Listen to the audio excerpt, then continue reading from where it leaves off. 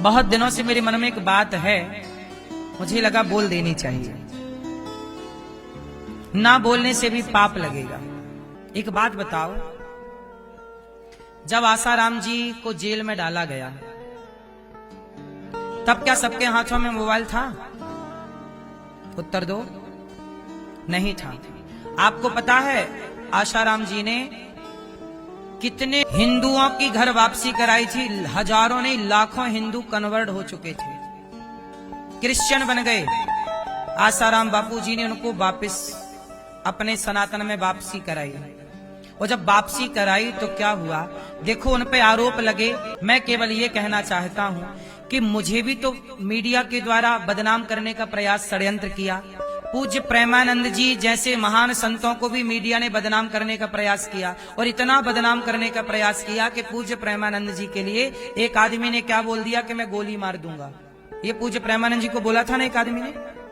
किसके भड़कावे पे? कुछ मीडिया के भड़कावे पे। इसका मतलब है मीडिया जो दिखाती है कई बार आप उसे सच मान लेते हैं। अब मुझे एक बात बताओ, आसाराम बापूजी सही हैं कि गलत है? लाखों लोगों को धर्म परिवर्तन कराया, तो आपको नहीं लगता कि षड्यंत्र के तहत उनको फंसा दिया गया? उस लड़की का इंटरव्यू आज तक, यदि मोबाइल का जमाना होता तो आप लोग उस लड़की से जरूर पूछते जिसने आरोप लगाया कि इन्होंने बलात्कार किया। भाई, आरोप लगाने वाले के शरीर में कहीं खरोंच नौच तो दिखती? आसाराम जी के जमाने में सोशल मीडिया के ना होने से जो आपको ये मीडिया दिखाती रही, आप उसे सच मानते रहे। ये बात सोचनी है या नहीं? उन्होंने लाखों हिंदुओं को घर वापसी कराया, तो ये बताइए विदेशी ताकतें भी तो लग जाती हैं आपके पीछे। जब आप हिंदुओं को क्रिश्चियन से वापस हिंदू बनाओगे तो ईसाई लोग पीछे लगेंगे कि नहीं? और उस जमाने में सरकारें किसकी थी? उत्तर दो। ईसाइयों की सरकारें थी, और ईसाइयों से हिंदू बना रहे थे आसाराम जी। तो पूरा सरकार से एंटी हो गया ना। तो सरकार है यार।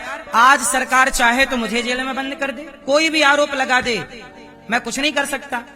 इसका मतलब है मेरी माँ, इस देश के संतों को इसलिए बदनाम किया गया कि युवाओं के मन में संतों के प्रति घृणा हो जाए। उस संतों के प्रति घृणा भर देंगे तो धर्मांतरण के लिए कोई बोलेगा नहीं, धर्मांतरण तेजी से। इसलिए गांव जहां मंदिर थे वहां पर क्या बन गई? वहां पर चर्च बन गई, वहां पर मस्जिदें बन गई। ये संत ही हैं जो सनातन की ढाल बनकर खड़े हैं छाती पे। वो आदमी, वो साधु जेल चला गया, किसके लिए? सीधी सीधी बात मैं कह रहा हूं। मेरी इन बातों से बहुत लोगों को दिक्कत होगी, देख लेना, मेरा विरोध करेंगे लोग। लेकिन विरोध करेंगे इस डर से क्या मैं सच ना बोलूं? साहब देखो, सच बोलने की आदत है। मैं घुट घुट के नहीं जी सकता। मैं कल मरने वाला हूं, आज मर जाऊं, पर अपना धर्म का पक्ष कह के मरूंगा। पर मुझे एक बात बताओ, एक पक्ष को मीडिया ने दिखाया, एक दूसरा पक्ष उस लड़की का तो सुनते कि बहन तेरे साथ बलात्कार हुआ, तो बूढ़ा आदमी था, तेरे वो क्या कह रही थी कि मेरे माँ बाप बाहर बैठे थे, तो चिल्लाई ना होगी क्या? चिल्लाती तो माँ बाप ना आ जाते। बहुत आसान है आरोप लगाना। ये मीडिया के षड्यंत्र के कारण बापूजी को जेल हुई। यदि षड्यंत्र ना करती मीडिया तो साहब पैसे में चलती है। आप दे दो 5 करोड़, क्या चलवाना है टीवी पे बताओ? 5 करोड़ दो टीवी पे, क्या चलवाना है बताओ?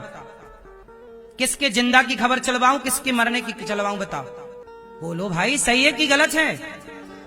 एक पक्ष सुना दुनिया ने, दूसरा पक्ष नहीं सुना। और हमारे देश का कानून उस समय अंधा था, आंखों में पट्टी है।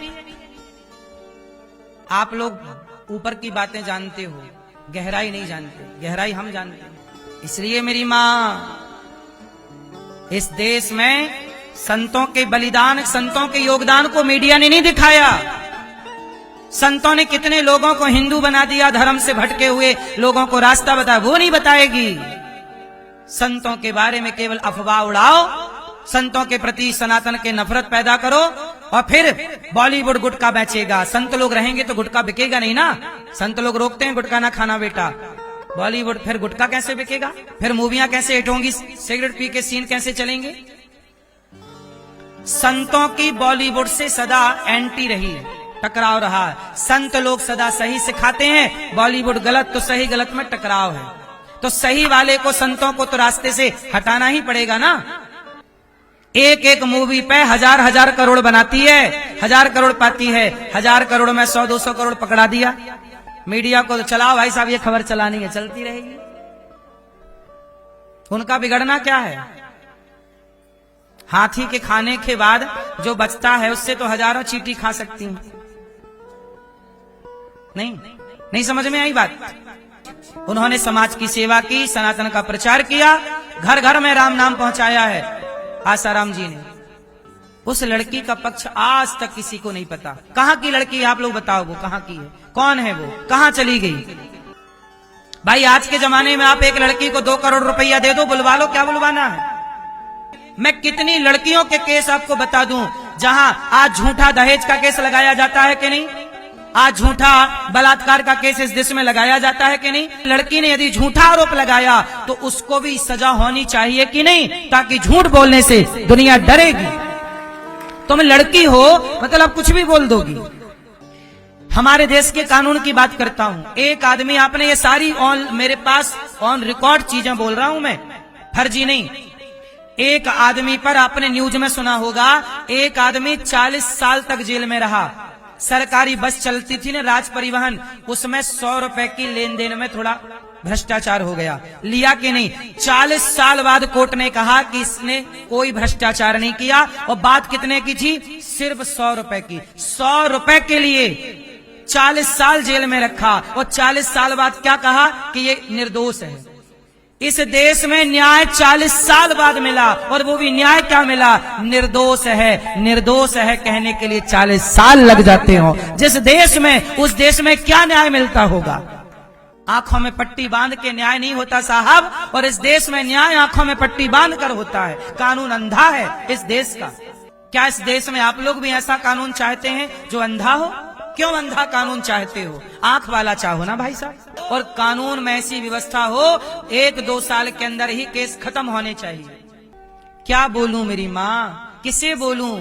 यहाँ सिस्टम भी तो अंधा है। यहाँ धृतराष्ट्र तो धृतराष्ट्र है। यहाँ केवल आंखों के अंधे नहीं, कान के बहरे भी है ना मेरी माँ। किसको सुना रहा हूं मैं बातें? जिनको सुनना चाहिए उनके कानों तक पहुंचेगी नहीं। आपके कानों तक पहुंच गई तो होगा क्या मेरी माँ?